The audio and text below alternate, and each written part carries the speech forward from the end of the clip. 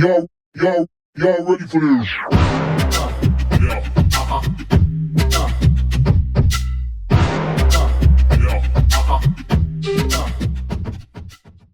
What's up, Bodybuilding.com listeners? My name is Danielle Bitts, and welcome back to the BBcom podcast. Today, I'm joined by Kristina Centenari. Kristina is a Nike running coach, tonal strength coach, and wellness entrepreneur in New York City. As a former Division I athlete, she struggled with both physical injuries and her own mental health. She's devoted the last 10 years to coaching, helping people get stronger and move with less pain. She's worked in both rehab and performance settings with everyone from professional athletes to the active again population. She specializes in strength, performance, and mobility, as well as breathwork and mindfulness training. Her background as an elite athlete who struggled with anxiety and depression has molded her holistic approach to coaching today. She's a competitive runner, having raced 11 half Ironmans, 1 full Ironman, and 7 marathons, and is passionate about how breathwork and mindfulness practices are crucial to achieving an optimal state of both body and mind. Kristina, so excited for our conversations today. Welcome to the podcast. Thank you, Danielle. I'm so excited to be here. Absolutely. So we want to go back in time with you because you have an interesting path to where you are today. Topic number 1, everybody, the athlete in me. Kristina, tell us about your journey on setting out to becoming a collegiate athlete, which you did, but it came with a trade-off, which was your mental health. This is deeply personal for you and ironically for me too. I think it's going to be a great conversation, and it's one that isn't had enough outside of college campuses or perhaps even on college campuses as it's occurring in real time. So number 1, take us back to a time in your life where becoming a collegiate athlete became a very real possibility. Was there pressure to make that happen, or did this seem like the pinnacle of what you had been dreaming about growing up?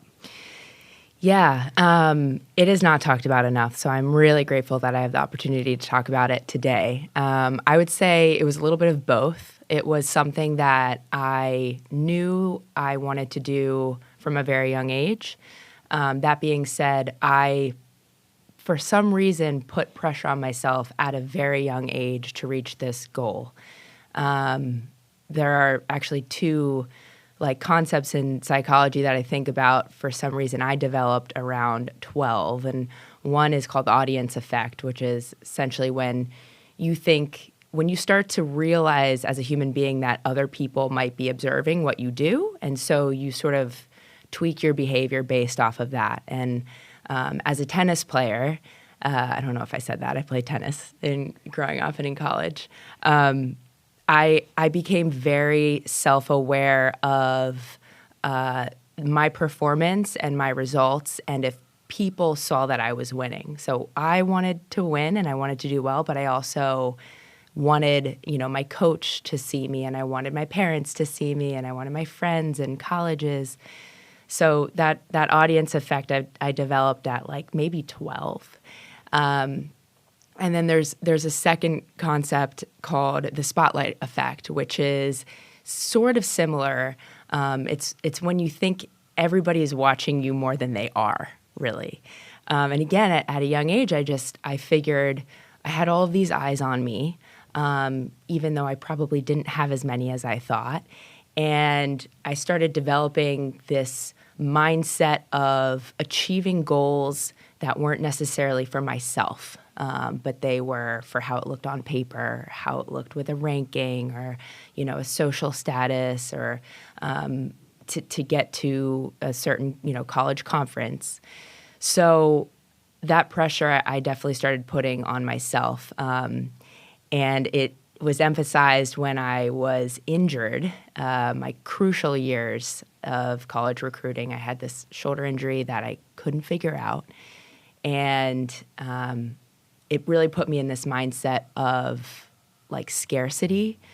I was never good enough. I was afraid I wouldn't get to where I wanted to be. All of my friends were being recruited and signing, and it was end of my junior year, and I couldn't hit a forehand because I felt constant pain in my shoulder.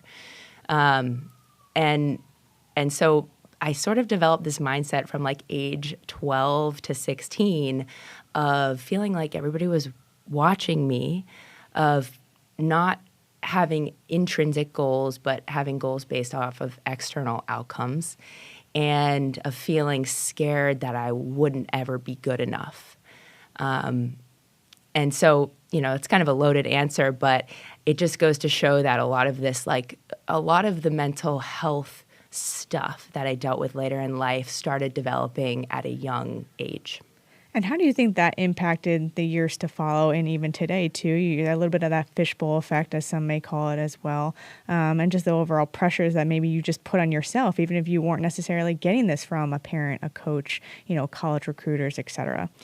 Yeah, it completely translates. I love using sport as a lens to talk about other things because it's like the best metaphor for life. So the pressure that I put on myself in tennis is the same pressure that I put on myself to land my first job in New York, right? It was a job that was flashy and sort of like elite at the time to be there, and I wanted the name, like I wanted the logo on my shirt, just like I wanted the college on my shirt.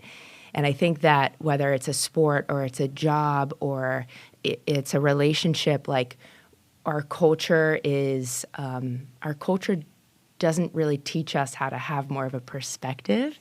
It emphasizes what we label ourselves as. I'm a tennis player. I went to this school. I do this as a job, rather than I'm a kind person. I'm caring. I treat others well.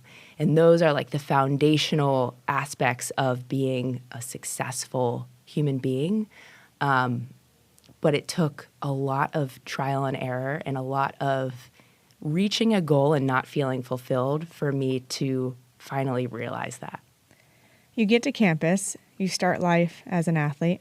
What happens physically, mentally, emotionally? Take us through that. Yeah, so perfect example of reaching a goal and not feeling fulfilled. I made it to my dream school. I had a very narrow perspective on where I wanted to go. I wanted to go ACC. That was essentially it. I barely even visited the campus. I was just like, I signed ACC, I'm good. And I got to campus and I still felt like I didn't belong there. And I felt like this longing to do more and to be better. And so my next goal was to play in the lineup. I needed to play in the lineup, right? I made it to my dream school, but not for a moment did I really soak that in. It was just like the next thing. What do I have to do next to prove myself to who? And being in an environment where you don't feel like you belong, you might not feel like you're good enough. I would step on the court every day, and I just could barely hit a ball. And so now I'm at this ACC school. It's elite, and I'm with incredible players, and I'm in this incredible program, and I can't hit a ball. By the way, that's called self-doubt, when you show up to something and you don't believe in yourself, and so then you can't perform. And so I spiraled. I spiraled mentally first. I just felt that when you don't feel like you belong and you don't feel like you're good enough and you don't feel accepted, which is like, by the way, all of just what humans want to feel, all of those three things, you're going to feel really alone. You're going to feel really lost. And that spotlight effect is going to be heightened. You're going to feel like you're the only one. And so that's how I felt. I spiraled mentally, and then that also took a toll physically. I developed a pretty severe eating disorder, which happens in also an environment where you feel like you can't control a lot. I could control what I put into my body. And yeah, I mean, I think that spiral led to a place of just not knowing at all who I was anymore. If the only thing that I could define myself by was a tennis player, now I didn't even feel like that. It's an isolating effect that I don't think everybody truly understands, because I think from the outside looking in, you look at a collegiate athlete and they're like, oh, the jocks from high school have now just elevated, and they're now part of a different team, and now they have, X tenfold what we had before in high school, right?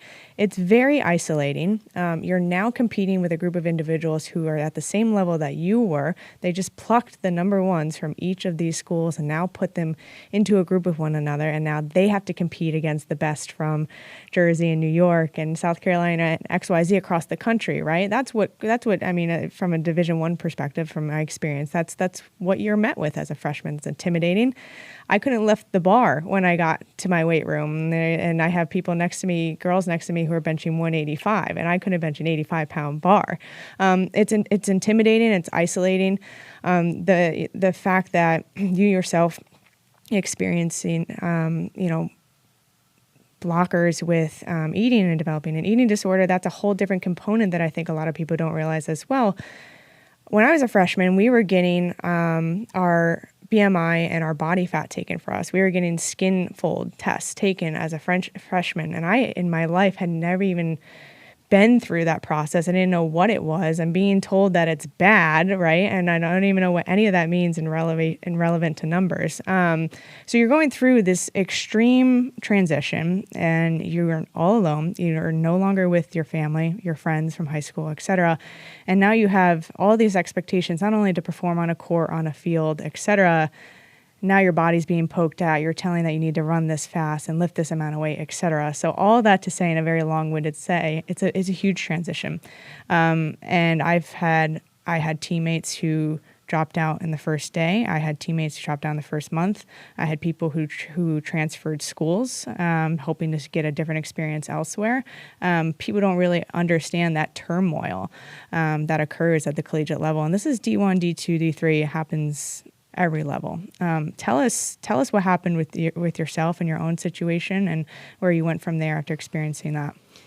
Yeah, it's interesting because you said that so well. Like your experience and what you saw of your teammates, and that the whole collegiate athletic experience, especially as a female, is. I thought I was alone in it, but now 10-ish years later, I'm like, oh my gosh, so many people have dealt with this.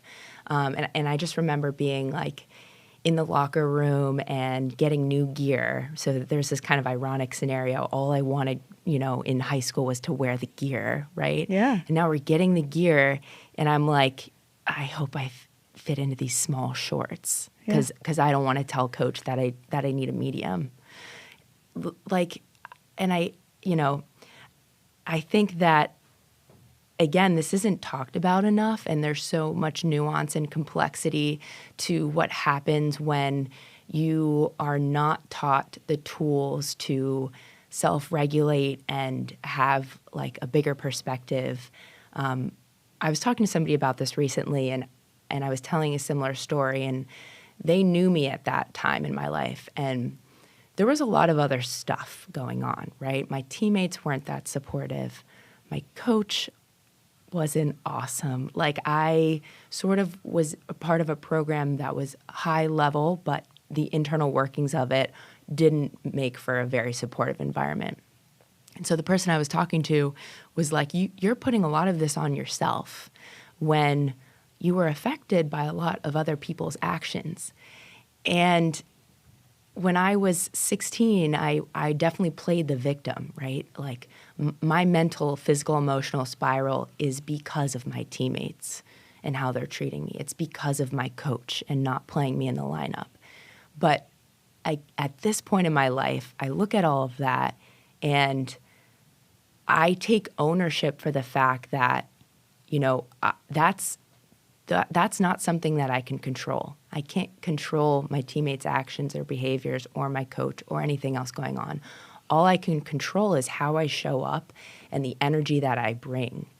And so I think that, that was a lesson that took me 10 years to learn. And if you were to tell me that at 16, hey, you can't control any of this other BS, like all you can control is your energy, it would have just gone over my head. I wasn't able to grasp it until I went through all of the really hard stuff. And so I went through all of the really hard stuff up until I had a complete mental breakdown one day, sophomore year. And I remember the day I was sitting on this bench and I was talking to a teammate and I just started like hyperventilating, and that's never happened to me. And I don't even remember how I got from that bench to my coach's office, but somebody called him and said I was having a panic attack. And so at that point, my coach drove me halfway from North Carolina to Virginia, where my parents drove down from Baltimore to pick me up, middle of the school day. And I didn't realize that I was never going to go back to that school or that program, and I didn't realize that I was never going to pick up a racket again. But in that moment, I just needed to get out. It was, now looking back, like the most transformative experience. I took the rest of that year off and figured out who I was without a racket in my hand, which was a journey and continued to be a journey in the years following. But I think, to answer your question of what happened is I went through the hard thing and I completely broke. Like I hit my rock bottom at 16, and then I started learning how to climb from there. You led us into a really great transition for the next piece of this section, is talking about the identity crisis that occurs during that transition period between elite collegiate athlete to everyday life. And yours obviously ended sooner than you anticipated. How do you cope without the sport-specific attachment? What tools did you equip yourself with during this transition period? Now, you were going through it, you said sophomore year, so you were even a bit younger than what most people. Usually it's that 21, 22 mark where we start to see people having to deal with that. How did you do it? What tools did you use to get through that piece? Yeah, so for context, at this point, I was a complete shell of myself. I was 5'8", 9", maybe 115 pounds. So I was like skin and bones. And I remember being home in Baltimore and being so severely depressed that the only thing I wanted to do was lie on my deck and like in wrapped up in clothing in like 70-degree weather because I was freezing all the time. And I just wanted to lie there. And I cried a lot. And, I talk about this process in particular because I would, I think it's adjacent to like the withdrawal process, right? When you're so used to having something that starts to define you and all of a sudden it's ripped away from you like Velcro, like what's the word I'm looking for? That, transition is going to be aggressive. It doesn't have to be that way. Some people graduate college, they finish their sport, they kind of have a tough time, but it's not like aggressive transition. So mine was aggressive, but I do think that the lesson, no matter what that transition looks like for you, the lesson is so invaluable because something later on will happen in your life where you will feel like your identity is wrapped up in it. It could be a job. It could be a friendship, a relationship. Those are three things that I say a lot because later in my life, that is what I found to have my identity wrapped up in. And I think that you have to start to do the mental work to figure out what else defines you besides a sport, job, or relationship. And it has to be about other people. It has to be at the core something self-transcendent about how you treat other people. And this goes back to your sentiment in the beginning of the episode, boxing yourself in, right? You are self-limiting yourself from becoming, the person that you are more than capable of becoming by only defining yourself as one specific thing. And it's unfortunate that we see this specifically in this conversation with college athletes, right? Because typically, that my goal starting at 12 years old, similar to you, the goal was D1. That was the goal in my household. And that was not I am an only child. That was not coming from my parents. That was not coming from a coach. That was entirely from me. I would deny going to the movies so I could sit there and hit a ball off a tee for 3 hours instead of going to the movies. I became just so overly obsessed with this sport, and sitting there in my room watching YouTube videos of Nike inspirational videos, and that was it. It was just a one lane. I had other things. I had other hobbies. I had friends, but this would always come first. And then same thing, I stepped on campus and my world was rocked. And same thing when I stepped off of campus, my world was also rocked. And it wasn't until the years after I would then dive so head deep into becoming the best in corporate or the best in whatever it was that I was pursuing. It took about 5 years after college to start to realize, wait, I am not one thing. I am all these different things. I have all these different talents. I have all these different avenues of which I can, quote unquote, define myself with. I think for me anyway, my light bulb moment was when I realized that I was still me, my body was still mine, and I can choose what to create with that very simple knowledge. I can become the best athlete I've ever been without being part of a traditional team, without being a collegiate athlete. Practices became the gym, it became the track, the long runs, yoga, my routine. How important is it for everyone to think of themselves as athletes, to show themselves the same kind of love that collegiate athletes or elite athletes, even professional athletes, to go that far, to mimic the routine they do by moving intentionally, eating clean, practicing mindfulness, and prioritizing sleep? Why should everybody treat themselves like an athlete? Yeah, I will try and keep this as clear as possible because I think it's really, really important. And I'm going to answer this question with like 3 bullet points. The first one is that in my experience as an athlete, in my experience working with very elite, high-level athletes who are successful in their craft, you have to just know in your soul the fact that your body and your mind are not 2 separate things. They are the same, and you have to treat your entire system as so. So when I was growing up, I pretty much pushed my mind to the side, tried to get it to shut up, and just wanted to get out there and hit balls. Like you, I would sacrifice everything. What did I like to do in my free time? I don't know, play tennis. There was no mental, emotional muscle building. It was all physical. So you have to be able to understand that your body is going to tell you some things that your thoughts won't, and your mind is also it's extremely powerful. So it's going to be able to control your body in a very powerful way. So that's the first bullet point. The second one is that I think high-level athletes do this very well, and I encourage everybody to think about this in their daily life, is where you are putting your energy. Our energy is our most valuable currency. It is the most valuable thing we have that we can control. And what we give our energy to is what we give our life to. And when you start to really understand what that means, you start to see where in your life you're giving energy to things that maybe aren't serving you. And so I think that elite athletes are really careful with where they're putting their energy. Nothing moves without energy, right? So you're in control of it, but you have to direct your attention and your awareness in a way where you're expending that energy to get something valuable back. And then the third thing I would say is sort of what I touched on in your last question, which is just having a purpose that goes beyond yourself. So I think as athletes, especially tennis players, we are very selfish.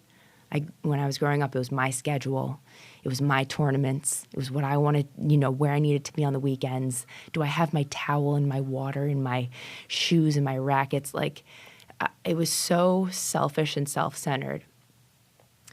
And the most elite athletes that I have worked with and that I've observed have this purpose that goes beyond themselves. And if they didn't have it earlier in their career, then maybe they developed later in their career, and you can see that transition, that change. Agassi's a great example. Earlier in his career, a little bit of a head case, all he wanted to be was number 1 in the world. And then he gets to that spot and it's not fulfilling him. And so later in his career, he starts giving a lot of his earnings and his money away to charities that he cares about and getting involved. And you see not only his performance, but his personality elevate. And so that last point is something that I encourage everybody, whether you think of yourself as an athlete or not, you should always be asking yourself, what am I doing that is going beyond myself? I love it. And I think people who follow a routine like this and take these things seriously, whether they are a novice athlete, a marathon runner, a weekend warrior, whatever label you want to put on it, I think we throw too much shade at those people, because I think we need to reverse the narrative of what we consider normal. I think we need to stop looking at blowing $300 and getting drunk at a bar every weekend as normal. And I think we need to start normalizing people really prioritizing their health and wellness. I think we've started to see that shift, specifically in the last couple of years. I'm fine with the people doing their ice baths and the people who are putting saunas in their backyard. You will not hear me throwing shade at any of those people. I think we need to do a little less of that, and just kind of get people on the same narrative of what longevity can look like and make that the norm. I want to transition into topic number 2. What are we running from? Breaking down the mental health of athletes. And are we running from our fears or towards our dreams? Can it be both? Are we overtraining because it's an essential part of our healing process? Or are we using it as a crutch to avoid dealing with it at all? I can confidently say I've certainly done both, separately, together, at various points in my life. What about you? Yeah, I think my one-word answer is both. And then I'll go into that and say that I'm the same. At some points in my life still, I find myself using, now I run, as you mentioned, and I use that as something to run away from something else in my life. And sometimes I have a relationship with running that I'm definitely using it as like a catalyst to push me forward towards something bigger than myself. I think that when it comes to overtraining in any sport, the pain pleasure areas in our brain overlap, and so something that can start to give you pleasure, like running, can take you out of your head, can give you that like high. When overdoing it, can become something detrimental. I say this to my athletes now, and I say it because I can empathize so much with being in a state where it's the thing that I'm using to run away from, right? But my question is there something else in your life that is giving you pleasure besides running? I can't remember who said it, but I can't remember who said it, but somebody said that addiction is the progressive narrowing of something that gives you pleasure. So with myself growing up, there was nothing else in my life that I felt, fulfilled with besides tennis and the outcome and the result. And I notice now, the run culture is booming, which is amazing. There are so many people getting into the sport, which is so beautiful. And at the same time, that pain-pleasure sort of overlap relationship that line can start to teeter.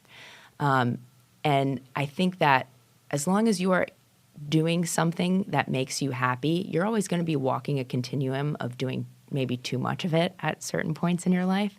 And it's really important to just be mindful and check back in and ask yourself, do I feel like I need to do this right now? Am I stressed so I need to go for a run or else I'll be more stressed? Or do I just like it? Is there something else that could be an outlet? And if there is nothing, if you can't think of anything, you don't have to tell anybody, but you should be honest with yourself and start to figure out other things that act as an outlet.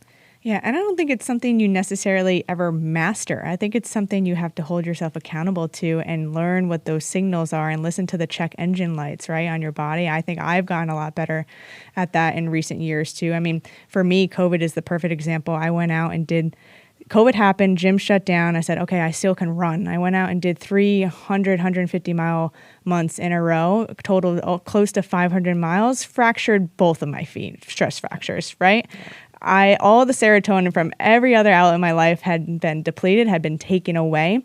I think I had writing and I had running, and I wasn't feeling too inspired to write at the time. So I was like, let's lace up and get outside and just slam our feet against some pavement for a couple hours each day. And that's a perfect example, right? And I knew at the time, but the mental grip, and that's the mental grip that time in history had on me. There was just nothing that was going to stop me in order to cope with what was happening in the world. Now, I think there are a lot of learning lessons that could be taken out of that. And you listen to signs of your body, you can understand what that check engine light means for you, whether that's being under recovered, whether that's being on the brink of becoming injured. The more experience you become as an athlete and the more you check in with yourself and understand what your body's telling you, the more you'll kind of avoid these, for lack of a better term, disastrous situations. Obviously now the running's taken away. Now we have nothing. So we don't want to get to that point. Right. And you hit on it a little bit before. An addiction, exercise, movement, working out, whatever you call it, it can be an addiction. Essentially anything you're doing excessively to the point that it's causing an intense urge, it's dictating your schedule, your life, it can be classified as an addiction. And oftentimes we don't recognize something as inherently, quote unquote good as exercise as an addiction. But what's the danger? And I think we just touched on it in not recognizing that you are in fact addicted to working out. And what are the repercussions of the all gas, no break mentality? Injury is one of those, but what else is on the list? Yeah. So again, addiction is this progressive narrowing of something that gives you pleasure. And if it comes down to just one thing in your life, then you need to sit down for a second and really look at yourself. Or else you don't look at yourself and you keep moving in a direction that is going to lead it to some sort of, destruction. Self-destruction, honestly. And I think that, to combat anything in our life that we are addicted to, it could be exercise, it could be sugar, it could be, something more serious, right? The most understated tool and weapon that we have is mindfulness. And so when I say sit down and look at yourself, I literally mean sit down, stay still, and look at yourself. And if first of all, you have to want to get over it, right? You have to want to know that maybe this thing isn't making me feel good anymore, and I want to move past this, or I want to sort of use it in a different way. So that's number one. Number two is to sit down and self-reflect and to ask yourself, why you are using it the way you're using it, right? Why am I using running as a way to escape? What am I escaping from? And then take a look at that thing and figure out how else to address that in your life. I think there's a lot of power in the pause. And I think that when, we, especially in New York City, my gosh, we live in this culture of constantly moving from one thing to the next. And again, the run culture has evolved so much since COVID especially. And I'm noticing people who are just starting to run and they're doing 60, 70-mile weeks. And they're coming to me saying, Coach KC, why does my ankle hurt? And I'm like, all right, there's layers to this. So first of all, how many miles are you doing? Why are you doing that many miles?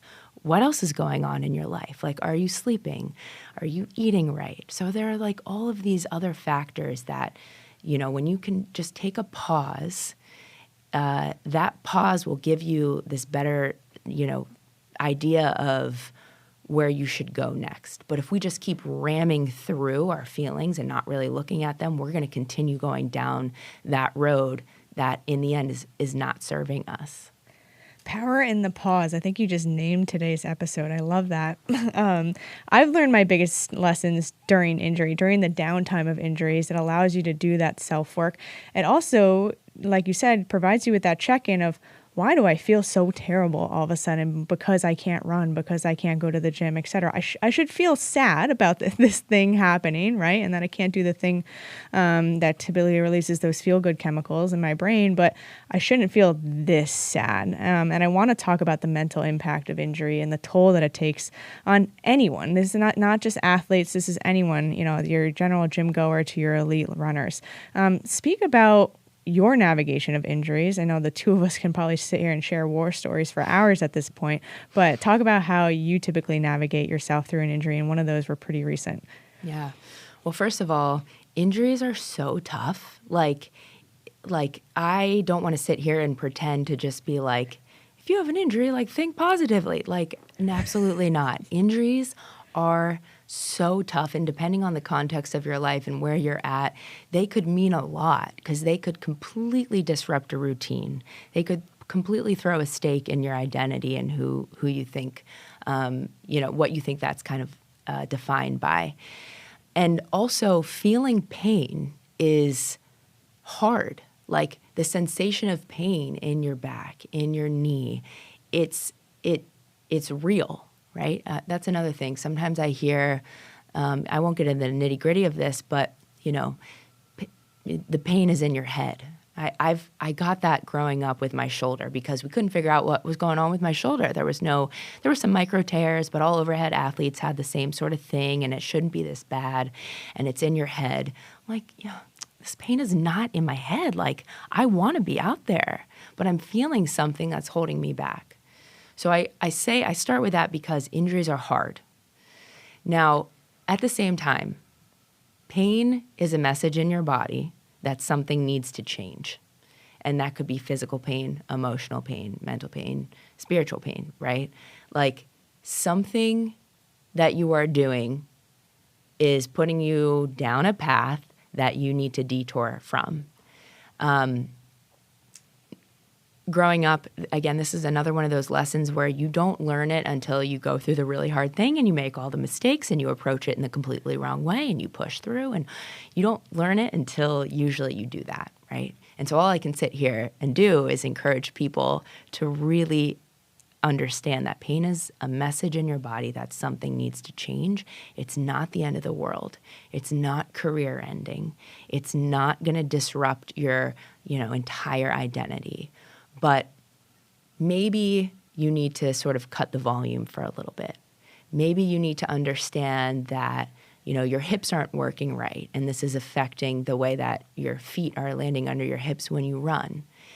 And when we can take a look and when we can approach injury in a way that is like, what is this saying to me, and how can I get more out of this rather than what am I losing from this? What am I missing out on?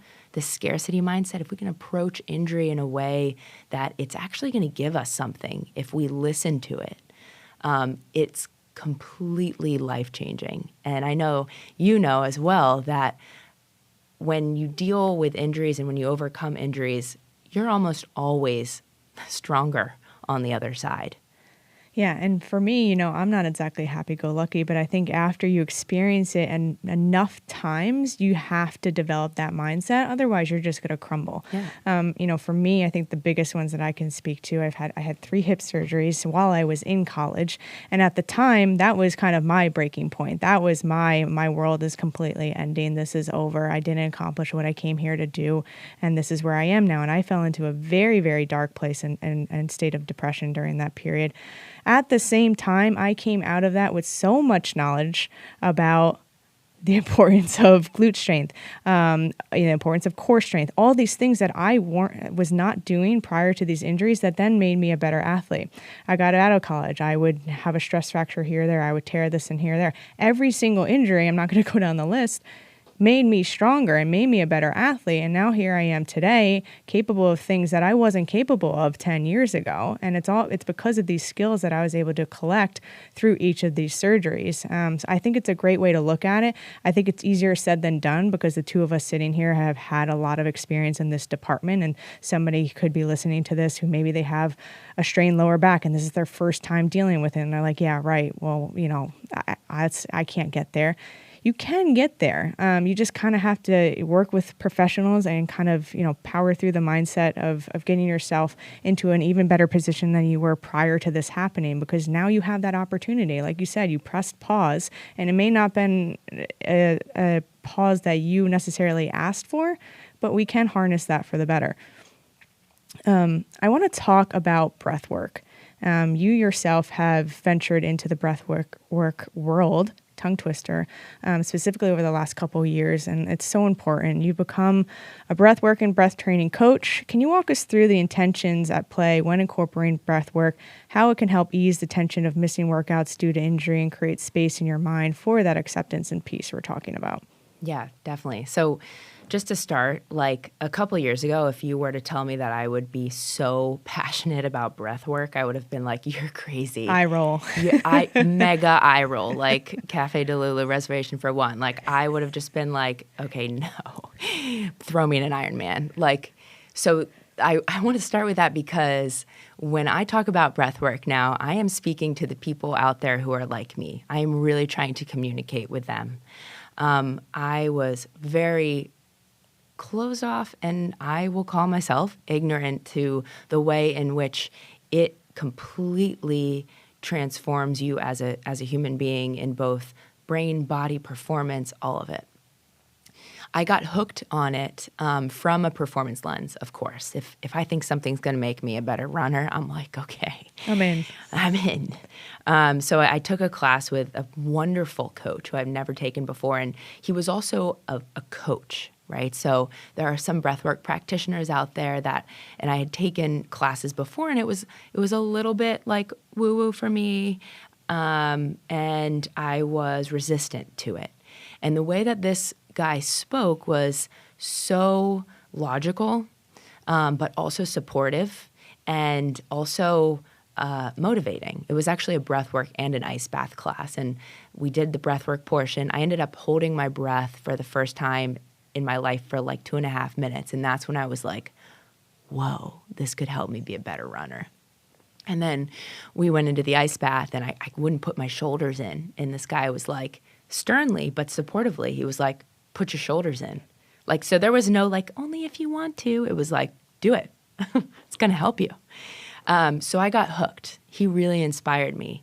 And essentially how I explain breathwork is, how I explain the benefits of breathwork is that we all have this voice in our head that is loud. And depending on our journey to get to where we are, that voice could be saying, you're not good enough to be where you are. I've always struggled with this, which is ironic because I feel like I've been pretty successful in my career, but I still walk into a room and that voice will be like, you don't belong here. You're not good enough. I'll walk up to the starting line, and not once in my career as an athlete have I walked up to a starting line or walked up to a match and fully believed that I could do it, like that I could win. That voice would always be like, you can't. And so what breathwork does is, instead of quieting your thoughts, it taps into your system on a physiological level, right? So you're, by breathing in and out in a rhythmic way, in a cadence maybe that you don't usually do in your normal life, you are literally shifting around your blood chemistry. And in turn, that's going to affect your brain.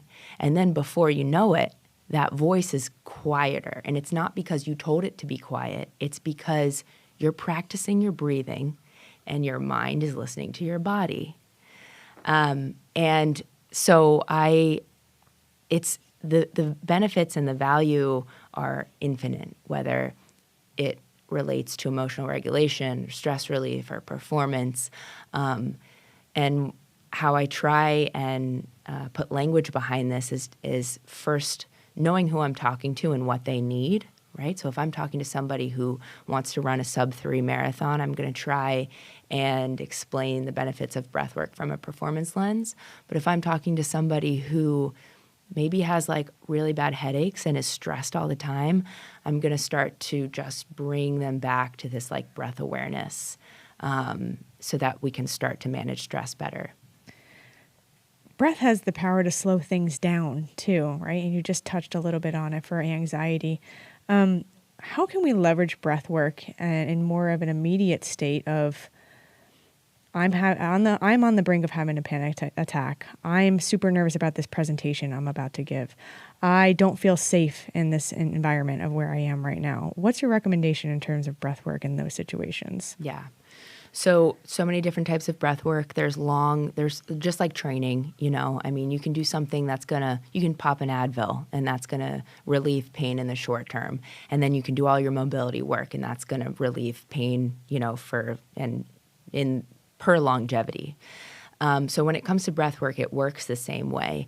In those moments, the first thing that I would say is, I touched on this a little bit, but breath awareness is the number one lowest hanging fruit that everybody can be conscious of and then use. So what I mean by that is that you and I are sitting here now that I'm aware of it, I'm aware, right, that I'm breathing up into my chest and my shoulders are sort of tense, right? They're sort of like elevated towards my ears.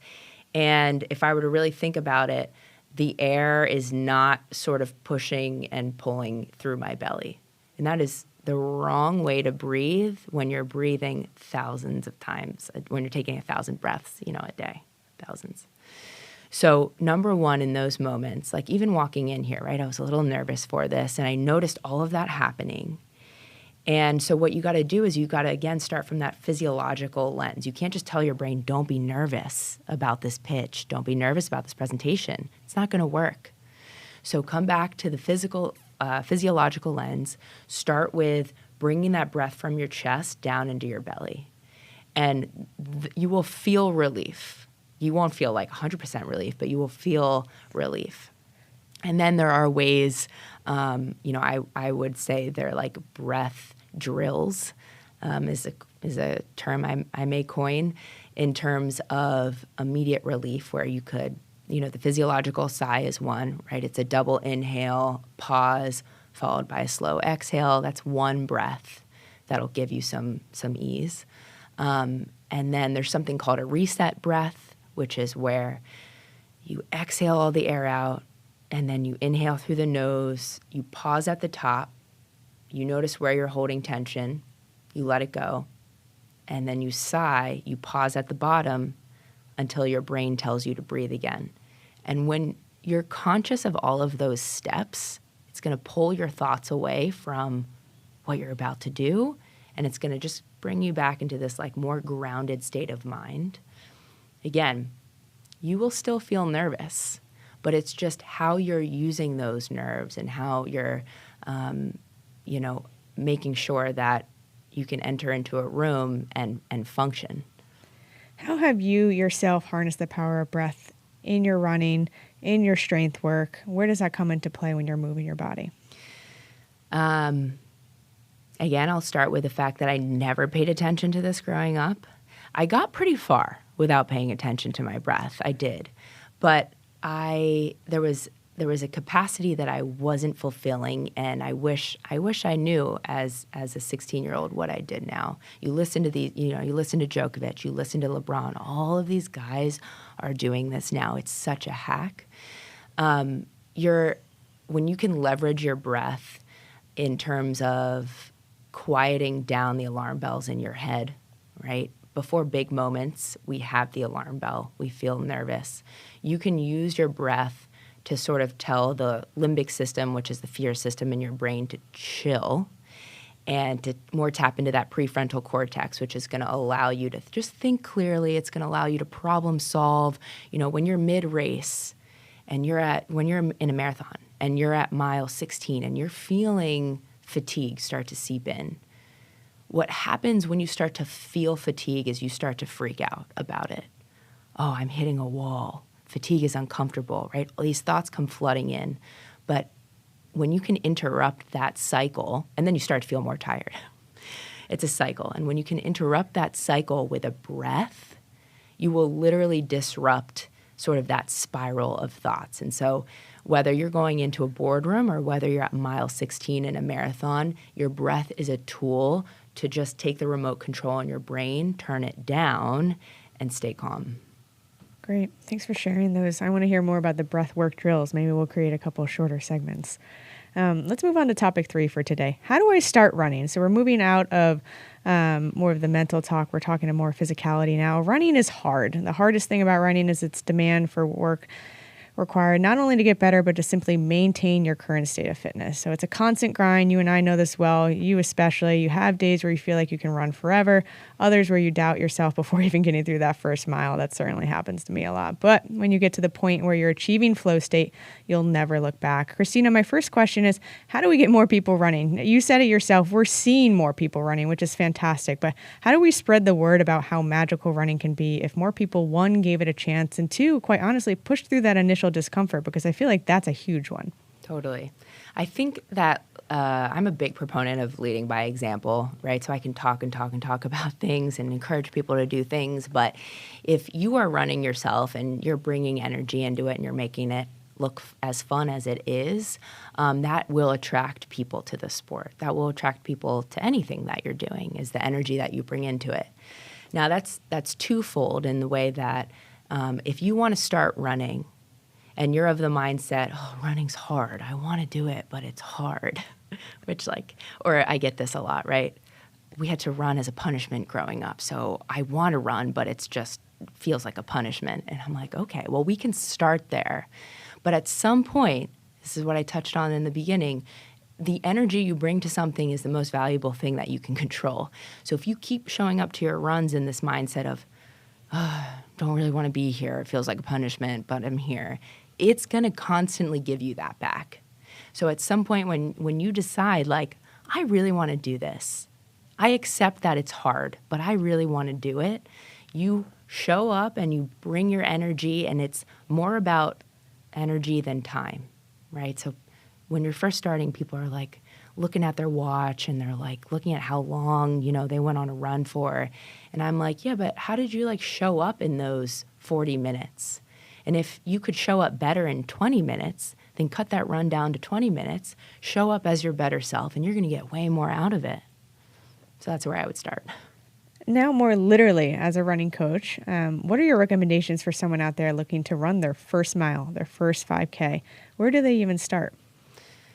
I would I'm not going to have any tech watch brands sponsor me after this statement, but I would highly recommend running at first without a watch. It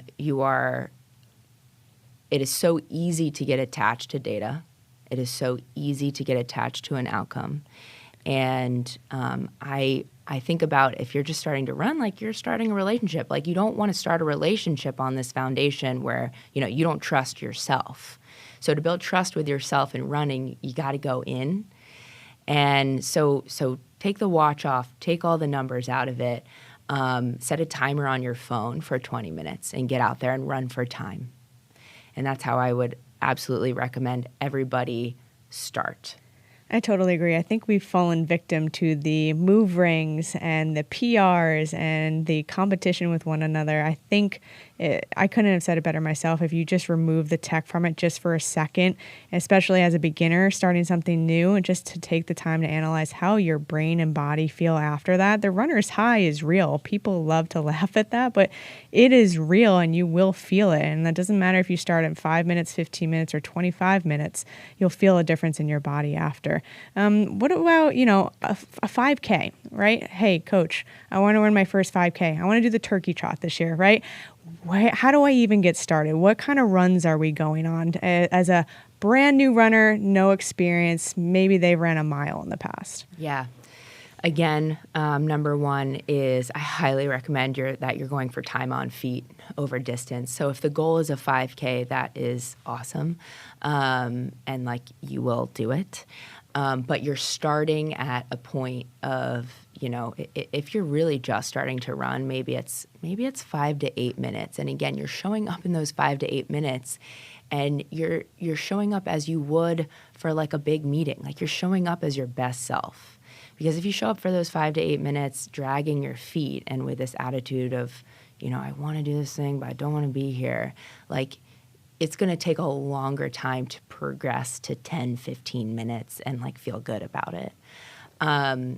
So tangibly, time on feet over distance. And then I would also try and figure out systems that you can put in place for yourself where, you'll actually do it. It's like the essence of being a human to say that we're going to do something and then we don't do it.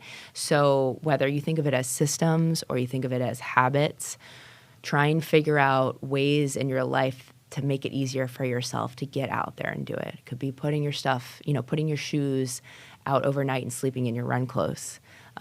It could be, sometimes I actually do this. I don't bring anything to work and I'm there in my run shoes and clothes, and it forces me to run home from work. And if for any reason I decide to not run home for work, I'm just going home on the train in my run clothes, I'm like, oh gosh, So set systems in place to kind of keep yourself accountable in that way. I love it. Let's talk about the power of cross training. Talk to us about why strength training will remain as your superpower through the journey of becoming and being a successful runner. Yeah. So strength training is something that, even before I became a coach, I remember in college, the gym is somewhere that I found peace because I could not hit a tennis ball because I had so much self-doubt on the court. And so the gym is somewhere where I excelled. I really got along with my strength coach. And I went in when off hours, right?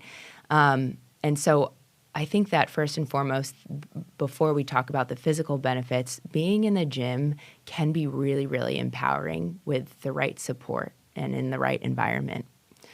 And then the physical benefits of strength training for running are immense. Like I won't go into a TED Talk here, but if you're going to go out and put volume under your feet on the road, that's going to translate to a lot of impact in your body. And the only way, besides progressively overloading the volume in your run program, the way to fast track your body being able to handle all of that impact is to go into the gym and throw some heavier stuff around. You provide this stimulus that is controlled stress. It's a controlled overload of stress. And with the right controlled overload of stress plus the right recovery, you will get stronger to handle more out on the road. And I like to sort of steer clear from a lot of the sciencey stuff, and hopefully that, keeping it in very simple English terms like that is relatable for people. How is our cadence going to vary? I think it's something we always get in from the audience is, well, how many times should I be strength training? How many days a week should I be running? Well, our answer is always, it depends. What are you training for? What's your goal, right? You guys hate it, but we're always going to say it depends. Let's give a scenario though. Let's say someone's, training for a half marathon, right? How often do we want to be in the gym ensuring that we're getting our strength work in? And how are we dictating what we're doing, right? What's the difference between, we have to have those off seasons, right? We have to give our body that break. That's winter for a lot of us here in the Northeast. What does a strength program for a runner look like in the off season versus, peak race season where we're doing a couple of runs, we're doing the 9+1, we're doing all of these things that are happening during the running season. Yeah. So in the the it depends answer. Quote unquote off season. Oh my gosh. Yeah. Quote unquote off season. Yeah. No rest.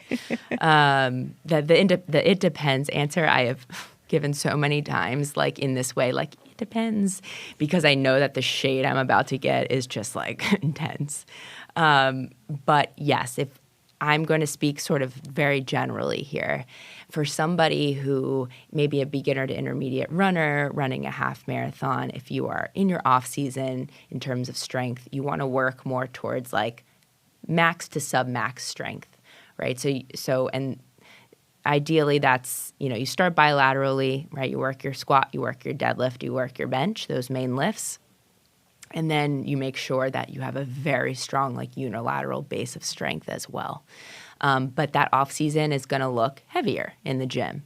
If you're doing less on the road, then you can do more on the gym. If you're doing more in the gym, and if you're doing more on the road, do less in the gym.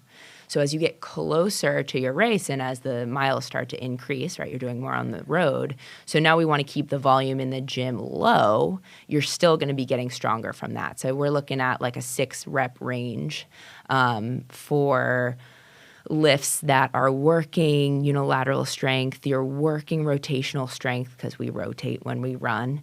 But for the most part, keeping it very simple and like not overdoing it is just number one. Runners will overdo it, and runners will overdo it everywhere. We're just going to overdo it. Just overachievers all around. Yeah.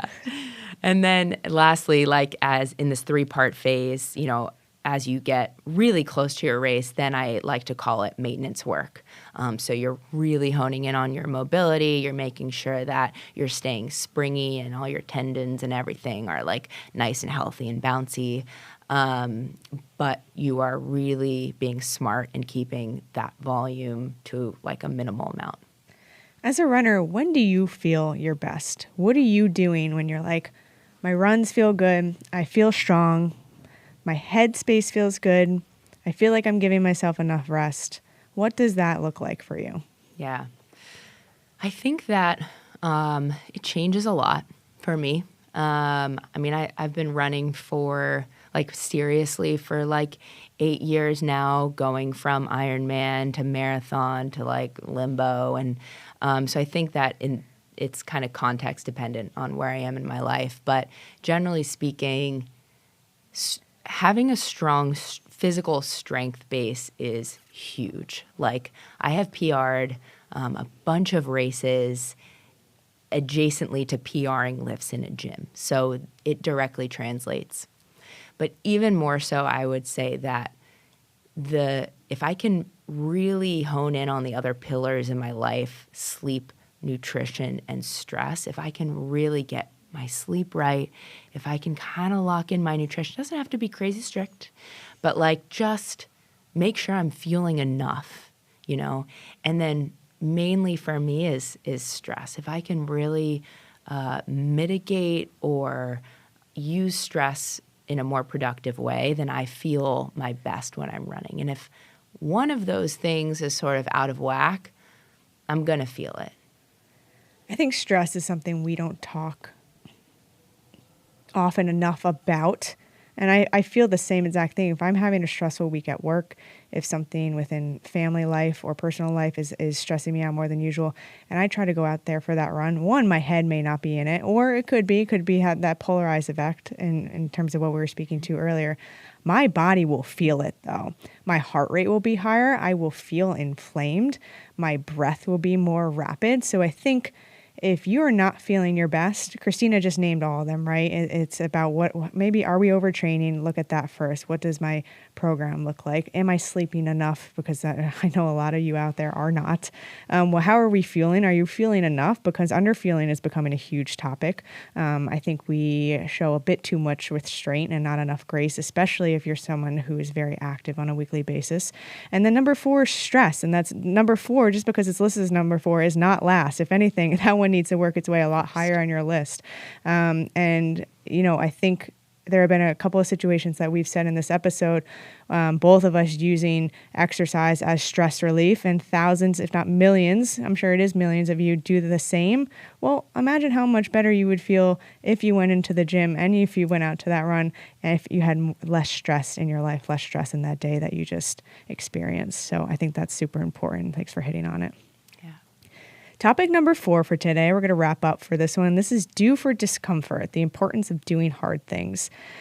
I like to challenge myself to an extremely hard event once a year. I take part in other races, events. I travel throughout the calendar year, but once a year, I really try to kind of go to war, for lack of a better term, on something I've never done. I call this being due for discomfort. So that can be a half Ironman. Haven't worked my way up to that full just yet. 100-mile bike race, a cold plunge camp. Maybe it's an unexpected injury like I'm experiencing right now. This is something new for me, and it's very hard. So that's my hard thing for the year.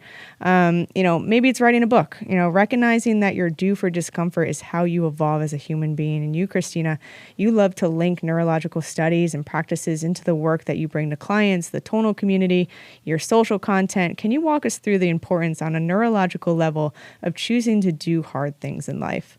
Yeah. So I think that, I hear the word resilience a lot. It's a buzzword, and everybody wants to be resilient. That's sort of like why we throw ourselves into hard races and hard situations.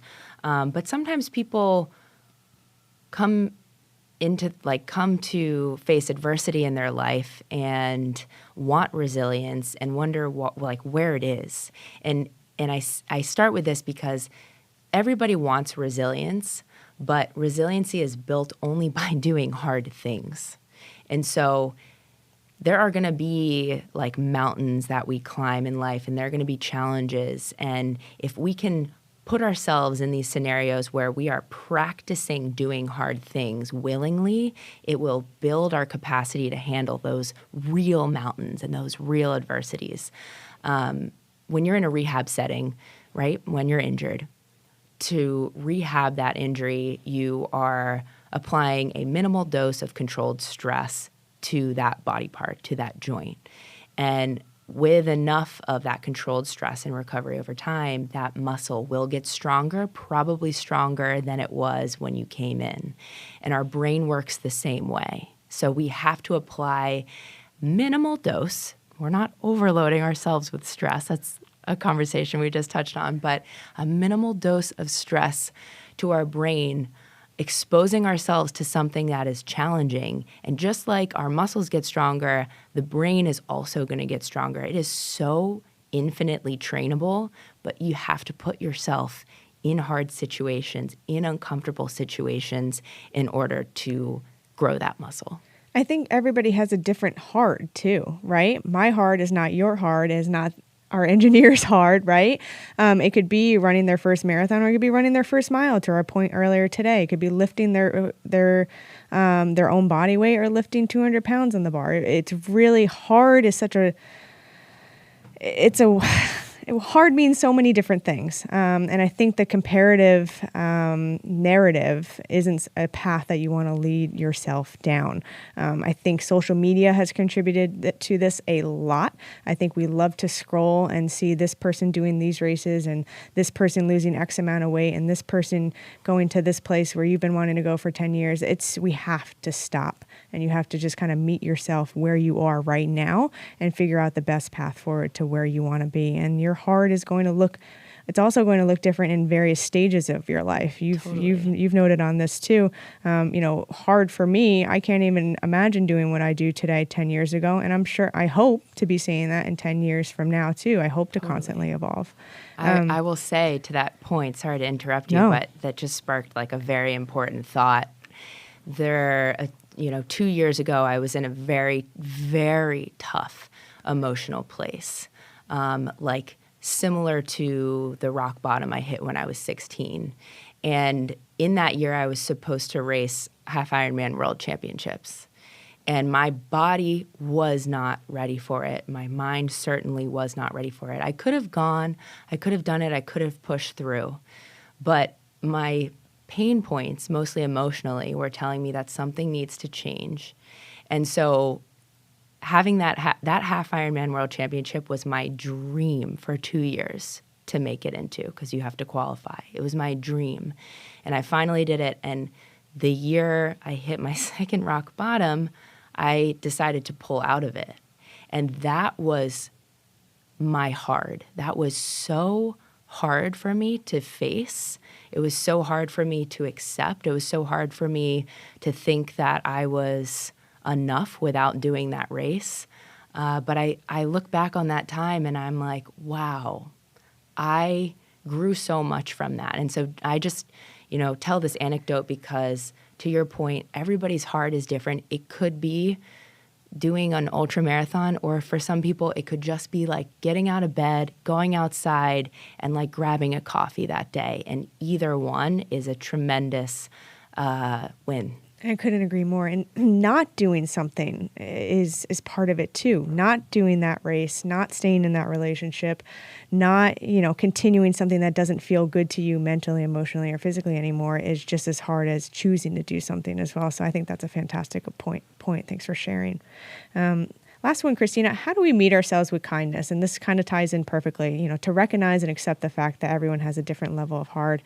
I just hit on this, right? But, what is your process of deciding what kind of hard you need right now and choosing to challenge yourself? Because I think there are points in our life where will fall a little more complacent, and that's okay.